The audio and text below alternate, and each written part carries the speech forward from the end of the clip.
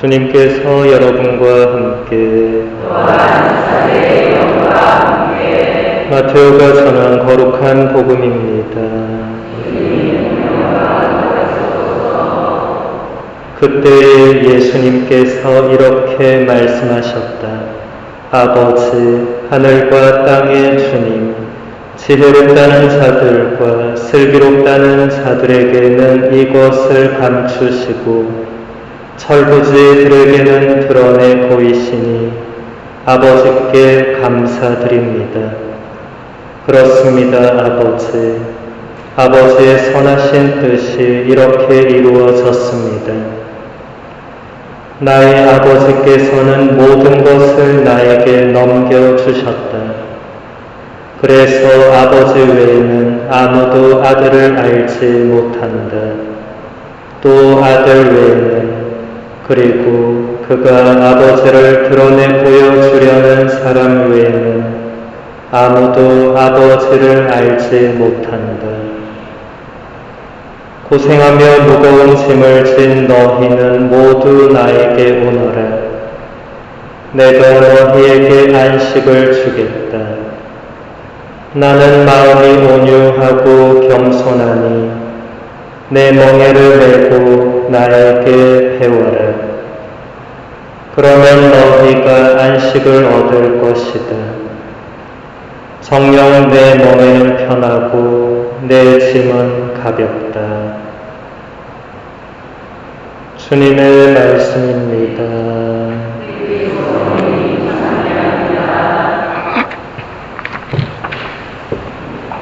찬미 예수님,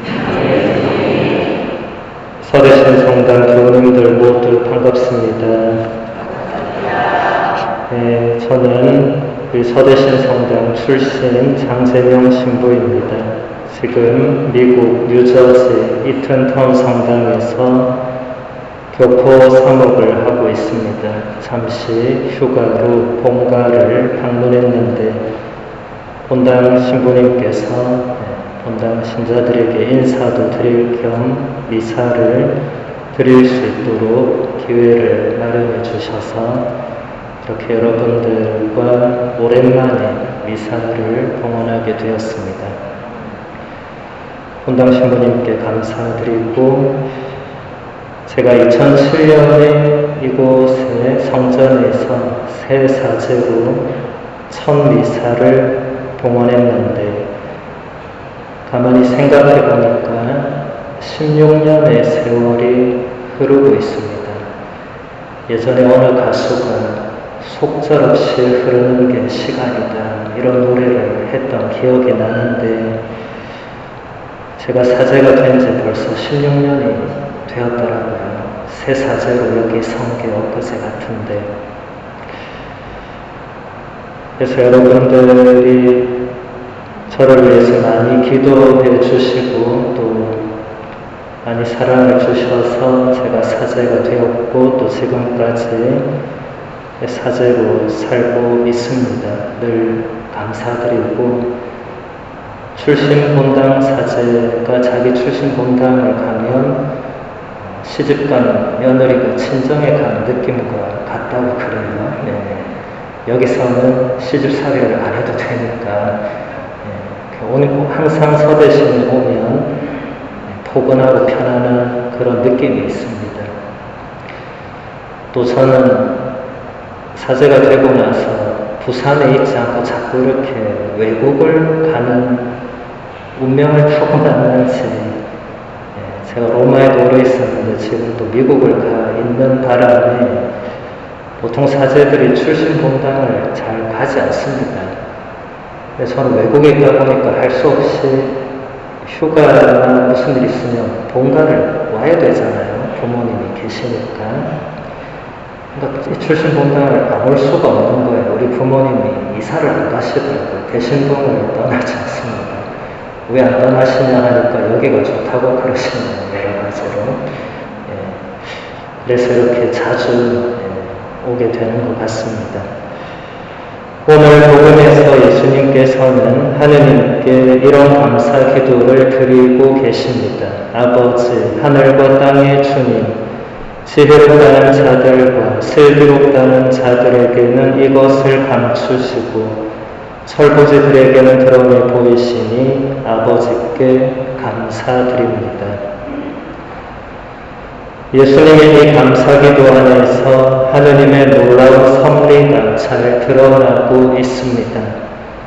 하느님께서 지혜롭다는 자들과 슬기롭다는 자들에게 감추신 것은 바로 하느님 나라의 신비를 말합니다. 예수님의 시대에 지혜롭다는 자들과 슬기롭다는 자들은 율법 학자들, 사제들, 바리사이들과 같은 종교 지도자들이었습니다. 그들은 율법을 가르치는 사람들이었습니다. 율법은 하느님께서 모세를 통하여 이스라엘 백성들에게 주신 가르침과 계명들입니다. 하느님께서 주신 법을 가르치는 똑똑한 사람들에게 오히려 하느님께서 당신 나라의 신비를 감추셨다는 말씀이 무슨 뜻일까? 하느님께서는 인류를 구원하시기 위해서 하나뿐인 아드님을 이 세상에 보내주셨습니다. 그 아들 예수님을 통하여 하늘나라가 무엇인지, 하느님이 어떤 분이신지 분명하게 드러났지만 그 시대의 종교 지도자들처럼 똑똑하다는 사람들은 예수님을 알아보지 못했고 그분을 메시아로 받아들이지도 않았습니다. 모든 사람에게 뻔히 드러난 하느님 나라의 신비를 하느님 나라에 대해서 가르치는 사람들이 알아보지 못했다는 것은 엄청난 역설과 모순이 아닐 수 없습니다. 이와는 정반대로 하느님께서 철부지들에게 당신 나라의 신비를 드러내 보여주셨다고 예수님께서 말씀하십니다. 철부지는 누구인가? 예수님이 누구이신지를 알아본 사람들을 지칭할 것입니다. 율법을 잘 몰랐던 평범한 민중들, 가난하고 힘없는 사람들, 그 시대의 세리와 창녀들이 바로 철부지들일 것입니다. 그들은 예수님을 알아보았습니다. 어떻게 이런 사람들이 종교 지도자들도 알아보지 못한 신비를 깨달을 수가 있었을까? 대답은 간단합니다. 이 사람들이 똑똑한 사람들이 아니었기 때문입니다. 이들은 제대로 배우지 못했기 때문에 내가 잘 안다는 교만한 마음이 없었습니다. 그들의 가난함과 부족함, 비천한 것, 겸손함이 예수님의 가르침을 있는 그대로 받아들이게 해주었고 그로 인해서 예수님이 누구신지를 알고 믿고 따르게 된 것입니다. 이 역설적인 진리는 오늘날 이 세상에도 그대로 적용됩니다. 소위 똑똑하다는 사람들, 내가 잘 안다는 사람들, 힘이 있고 부유하다는 사람들은 하느님을 간절한 마음으로 찾지 않으며 자신의 힘과 능력만으로 충분히 이 세상을 살아갑니다. 하느님을 그렇게 필요로 하지 않는 그 사람들은 권력이나 부유함이나 명예와 같은 이 세상의 것들을 추구하면서 살아갑니다.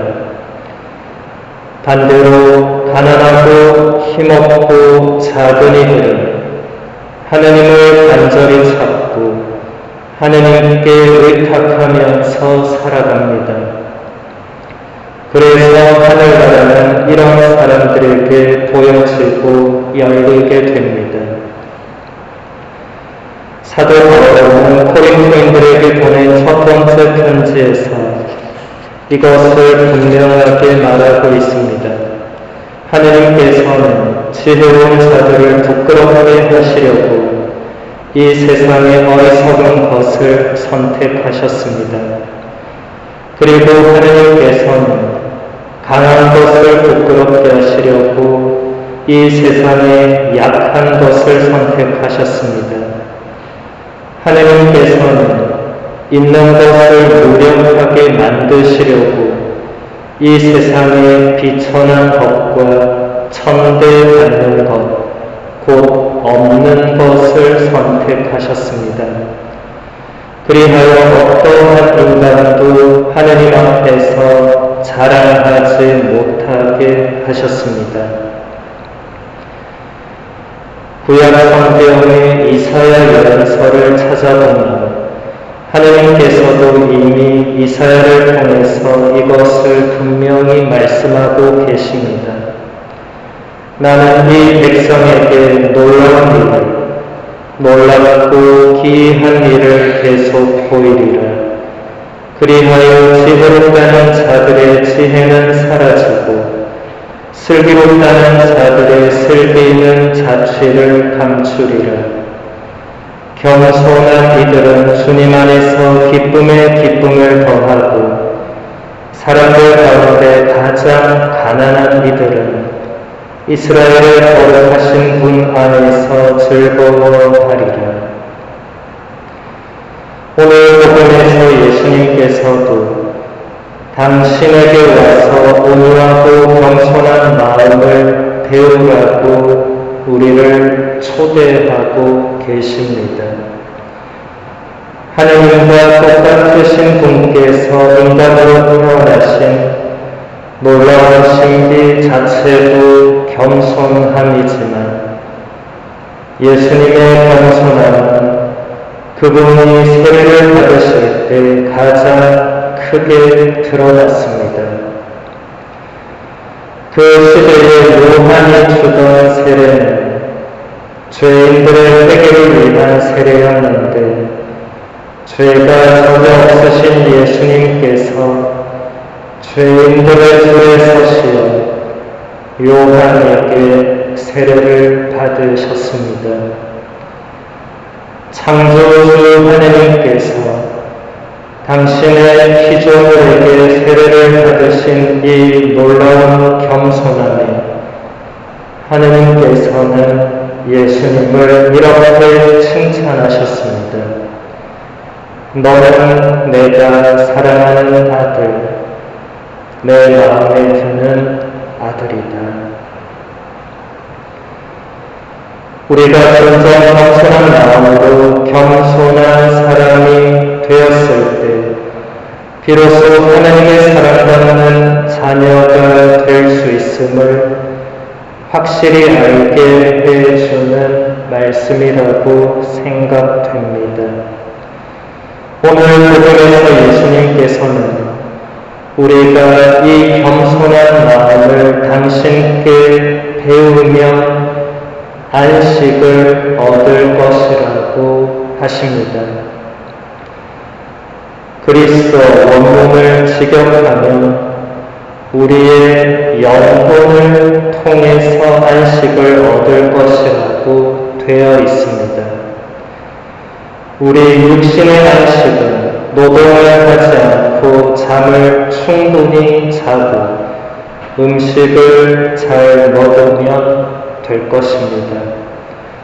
하지만 영혼의 안식은 우리가 누리고 싶다고 해서 마음대로 누릴 수 있는 것이 아닙니다.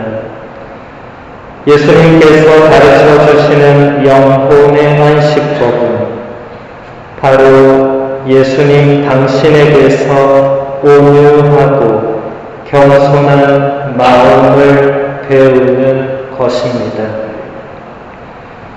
여기서 우리는 온유하고 겸손한 마음은 타고나는 것이 아니라 배워야 하는 것임을 알 수가 있습니다. 무언가를 배우고자 하는 마음은 이미 겸손함의 또 다른 표현이 됩니다. 나는 더 이상 배울 것이 없다고 생각하는 사람들은 아무것도 배우려고 하지 않습니다. 우리는 겸손해지기 위해서 끊임없이 예수님을 찾아와서 그분을 보고 배워야 할 것입니다. 예수님께서 우리에게 보여주신 그 모든 것들이 바로 겸손함의 표본이자 모델이 됩니다. 우리 영혼의 안식은 재산이 많아서 얻어지거나 친구가 많아서 얻어지는 것이 아니라 오로지 온유하고 겸손한 마음 안에서 얻어진다는 것을 생각하면서 오늘 이 미사 중에 예수님께 우리가 그러한 마음을 배울 수 있는 은총을 다 함께 청하도록 합시다.